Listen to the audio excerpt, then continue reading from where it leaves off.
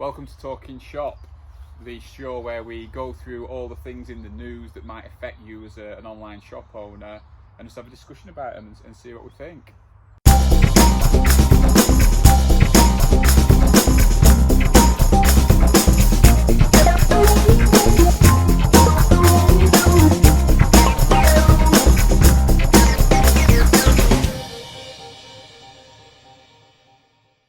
Right, okay, so welcome. It's a bit different format, this one. Well, we've not done one of these for a while actually, but obviously we've been in lockdown. Can't do it in the office. Social distancing rules mean we can't really do it with anybody else. So it's me and Alison doing it. Yeah. All ready for my first appearance. First appearance, yeah. I figured this would probably be better than actually trying to conference people in. I mean, we want to try to update the format of this show and maybe have more people in on it and things like that. And so we might do it where we video conference people in, but all the content that's out there at the moment is people video conferencing, and it's a bit painful to watch, isn't it? So we thought we'd just try it this way. We are at home. Hopefully we won't get disturbed by children because there are 3 of them running around in the background, so we'll see how we go on.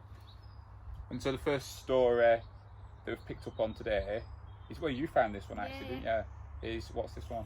It's Google Shopping goes free.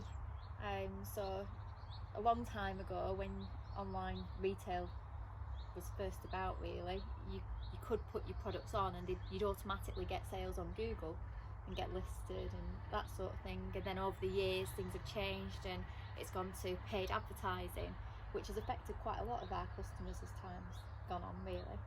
It's affected a lot of online retailers, hasn't it? 'Cause it used to be called Frugal, didn't it? Yeah. And it was like anyone used to be able to list their products for sale on Frugal totally for free, and then it'd come up in Google search results, and that meant that Google was your primary place to go and search for products. It always was. If you were looking to buy anything, you'd always go to Google because you'd find it, and then you'd click off and go onto a retailer's website. And what they did, God, it's ages ago. Is this when they brought that in? Back when we were in Darwin office, isn't it? So it must be. I think it's 2012. It switched. Right, 2012. Because I remember it well. Because prior to that, all the online shop owners that we used to work with, we used to submit everyone to Frugal, and you were pretty much guaranteed to get some level of traffic to your shop. And when it became a paid product, obviously not everyone wanted to pay to advertise on Google, which is another story in itself, but that meant that traffic just disappeared. And what it also meant for a consumer's perspective as well is that rather than going onto Google to search for products, because there was not as much listed on there anymore, the quality went down. I suppose the quantity went down. The quality probably went up a little bit, but the quantity went down. You ended up using things like Amazon as your default search engine for products, which is still the case now. And I think what Google's trying to do is to get that traffic back to them, because people are using Amazon as a de facto search engine when they're looking for something to buy, and that's hitting Google. Yeah. And so Google are trying to get more content back onto their network and become the de facto one, which is a good thing. It is good. It's amazing. Good. It's nice to have an option, not just Amazon. Yeah, because Google aren't going to compete with you anytime soon. Like Amazon always do. That this is the thing with Amazon. Because people always wonder why, like if they set up an online shop, they always wonder, well, how can I get people to my website? And the reality is, if you build an online shop, it's like being in the Wild West. You build an online shop, you're out in the middle of nowhere. You've got to get people to come to your site. And so the only way to do that really is through paid advertising. Initially, obviously you can do all the organic stuff, but it's paid advertising, and or you list on someone like eBay, Amazon, Etsy. And then this is when people get confused, I think, because they then compare it.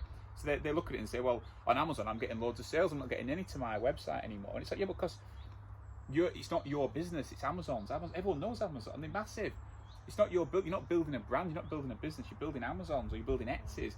And what also happens is you start selling whatever, widgets or whatever, or phone cases. We could look at like the battery situation. Well, batteries is good. Yeah, batteries. You start selling batteries on Amazon, you might do really well until Amazon look at it and go, that's a good idea. Let's make our own batteries and sell them. That's exactly what happens, doesn't it? Yeah. I mean, you bought batteries recently. Yeah, Amazon basic ones. Because they'll compete with you, whereas Google won't do that. I don't think Google have got any ambitions to enter retailing anytime soon, and so it's great for business owners. And it's just a good way of getting going, and it's good for startups, I think. And maybe haven't got the money or the budgets to start advertising yet. But I do think though that advertising is going to still be the main driver of business, because blatantly from a business, this is what I think anyway, from a business perspective, they're going to allow you to list for free to get all these products on there. Then they're going to be saying, look, why don't you promote this one, why don't you promote that one? There's still going to be the paid Google shopping ads, but then it's going to be followed further down with the free ones. Well, Google's still going to make money, haven't they? Yeah, it's also, you might want to mention, it's initially just going to be in the US. Yeah, that's the point. Because all these things, for whatever reason, Google always puts them out in the biggest market, and the US is the biggest market, then it's expected that Europe and the UK will follow. Yeah. So initially at this time, the Google shopping goes free is for the US market, but we hope that they always do it US first. Obviously they're an American company, but also I think they do that as well because they get grief in Europe. Yeah. You only have to look at what goes on in Europe, the European countries. It said they got like a 2.7? Oh, I think it said $2.7 billion fine off the EU. Yeah. For Google shopping. I think they did years ago. Or something. And 2.7 billion fine in 2017 of the European Union. Antitrust. And this is the problem. I mean, the EU has to act on certain things, especially anti-competitive behaviour and stuff. But what tends to happen, especially in Europe, is there's so much rules and regulations. If you can't do this, you can't do that. That then a lot of these companies, because they're all American, they launch in America first because it's easier for them. There's less red tape, there's less bureaucracy, and all it actually means is businesses in Europe lose out again and again and again and again because of, I don't know, this protectionism or this socialism, whatever you want to call it. I mean, I was reading that one about Amazon in France, where obviously all the unions and stuff involved in France, obviously, because it's a socialist country, complaining about having to work and things like that in warehouses. And so basically Amazon just shut up shop in France. They're just going, you know what, we're closing it down then. And the only people who win there, well nobody wins. This is the thing, nobody wins.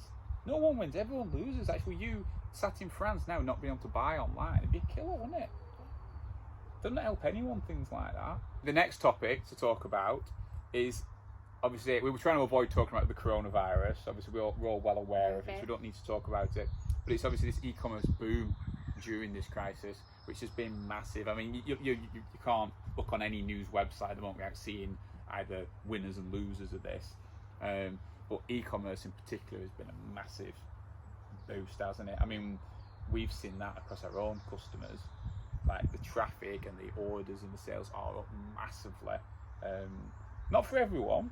No. Not for everyone. Some industries, parties and things like that, or public gatherings, events, they've been affected. Yeah. But overall, like I say, it's up massively. And it's up massively across the whole world, because it's for the first time ever in the history of everness, online retail doesn't have to compete with the high street. Because most retail's actually on the high street. Yeah. Everyone goes shopping on the high street. Whereas for the first time in history, the high street's not there. It doesn't exist anymore. You can't get to it. And so e-commerce is it. It's the only game in town. And it's massive. It's massive for retailers. And these people that maybe aren't selling online yet have obviously had a massive wake-up call that they need to be selling online. Like one of these articles I don't know about the Primark thing. Primark had zero sales. One of the few retailers had zero sales because they don't sell online. No. Which is I can't believe that Primark don't sell online. Oh, I can. Why? Because I quite liked. They've always said that it's because of the price point of their products. So because it's low price, it's the quickest way to get it out. And that's the way they reach their demographic, because their demographic would traditionally go into the shops or go into places to collect what, you know. But is this not money again these people not realising who the demographics are? Maybe, because think how many businesses now, might be watching this now who for years have said, well, I don't need to sell online, I don't need to sell online, I don't need to sell online, and then actually, oh my God, why didn't I? Yeah, I need to sell online. Because it's the same argument I used to say, God, 18 years ago, 18, 20, well, probably 20 years ago, when I used to be selling web design and stuff and online shops and things, I'd be like a young kid walking into these businesses in Lancaster saying, look, you need an online shop, you need to get onto this new thing called the internet. And oh no, that's not for me, my customers will never buy on the internet. And pretty much all of them went bust. And that's years ago. This is like the second wave of it, isn't it? These people that for some reason don't sell online. So it's a lot like your local type businesses that haven't felt the need to do it. So like your local butchers, bakers, farm shops, they're missing out massively because online retail, it's flying. It is. And It's absolutely flying. It's crazy if you're not doing it. And I think this is like creating new habits amongst people as well. You're getting used to having to order online, having to place your orders, getting them delivered, being there, you know. Well, because there'll be people who've not ever really done it. That, like your old parents, your grandparents and people. Whereas like that's now going to become a new normal. That actually, you are going to order everything online. Yes, you are going to have the deliveries. You're going to avoid social contact. That's going to go on for years. It's not just going to be. Oh, like on Monday, that's it. We're back to no normal. chance. I feel like a This bit is odd. new I normal. feel like in a bit of a weird place at the minute where you speak to some people and they're like, oh well, you know, they said it's only going to be going on for another 3 weeks, and you're thinking, really? Nah, this no is way. Here forever. This is here This for is forever. a long time. And companies have adapted to it. Yeah. Things have changed, and it's the smaller companies that have been amazing at it. You look at them and you're like, they can mould themselves so quickly. They can get up there. They can do it. They can change. They can adapt to sell what they're needing to be selling. They're amazing. yeah. Well, this is like a big opportunity for independence. You think even like that previous story we just talked about, like the Google thing, and this rise thing. It's all independents that are benefiting. And I know you got some other big winners like your Amazon and stuff, but it's independence opportunity here to shine because you're not competing against Topshop, H&M. Oh, think of all the high street big names that most people shop at. They're not there. You've got all the public behind you. Everyone's in that mindset of supporting small, supporting local, shouting about and helping businesses. You've got to make the most of it. Yeah, and people aren't, are they? No. And so I mean, it's just obviously it's just an amazing story. The actual the boom. It's just mental. Yeah. But this is new normal. Yeah. This is new normal. People are going to be buying online now. And just the fact that businesses that never did, there's companies that never delivered, but now delivering, they're running delivery, logistic businesses basically. So there's the Amazon non-essential product relaxations that have come in recently that still are causing issues for online retailers that have chosen to do the Fulfilled by Amazon rather than. This one's about the relaxations. This is about relaxing the rules. They relaxed them. So at first, when the whole coronavirus thing came in, it became quite stringent. They were only sending out essential products. So retailers that did have things but that was the other stumbling block. What was Amazon classing as essential and non-essential? I don't think they really made that particularly clear. Well, there were a lot of conspiracy stuff that they were saying that the essential products were the ones that they were selling. So a lot of people send their products to Amazon to be fulfilled by Amazon, but you can also do it where it's merchant fulfilled, where you fulfill it and sell it on Amazon as well. And they've relaxed those rules, so Amazon has started fulfilling. But what's been in the news is that actually the ones that are still doing it by merchant fulfillment have actually been doing better and still outperforming the actual fulfillment by Amazon if it's not an Amazon product. Yeah, but this is because you're looking after yourself, aren't you? That fundamentally, this is if you rely on somebody else to run your business, you can't complain when they prioritise their business over yours. That's what's going to happen, isn't it? Yeah. And this is what people have done, because people want this holy grail of online retail where you do nothing.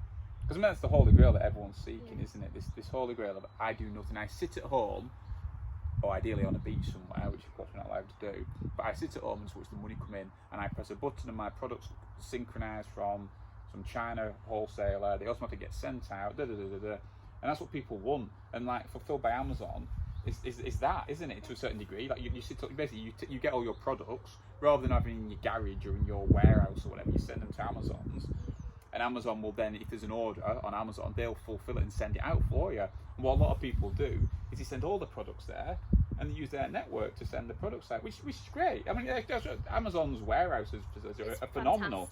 They're amazing. But what this has shown, and it's shown to countries as well, it's shown that countries and people look after themselves in a crisis. And what's happened here is that Amazon will not be sending your products out, and you can't get access to them because they're in a warehouse somewhere. And it's having like a backup plan. It's always having your own brand and your own business and your own stuff. You've seen it even like with countries. You've seen like how that, you know, like the UK gets like these masks imported from, say, France or whatever, or ventilators made in China, and that's how it all works. But in a crisis like this, all the countries said, hang on, we're looking after ourselves first, so you can't get them, and so supply lines have broken down. Yeah. That's exactly what this is. Yeah. You've got to have a backup. You've got to also have, well, if that happens, what is my backup? I have some stock at home. I can quickly redirect my stock back to the house or to the office to be able to send it out. And again, it's another one where these smaller retailers have managed to capitalise on it, because they've got the stock, they've got the shops, and maximise it, haven't they? Yeah. So again, it's just not relying on. It's not relying on one way of doing business, is it? It's No. making sure that you've actually thought through and got backup plans. And Yeah, you've got to be able to adapt, haven't you? You've got to be able to adapt and change to this. Let us know what you think, though, on everything we've talked about. Comment below, like, comment, share, and subscribe. But if you disagree with what we've been saying, or you've got a comment or an opinion on it, let us know. You know, the comments are really valuable, because they let us see what people are thinking. And you maybe have some questions or something you'd like us to cover in another video or something like that. And yeah, so let us know what you think. Like, comment, share, and subscribe, and all that good stuff. And we'll be back. Same time next week. Well, where will it be next week? Hopefully. Yeah. Let's do same time next week. We'll try for next week. We'll try. And we'll see where we are at the time. Thanks for watching.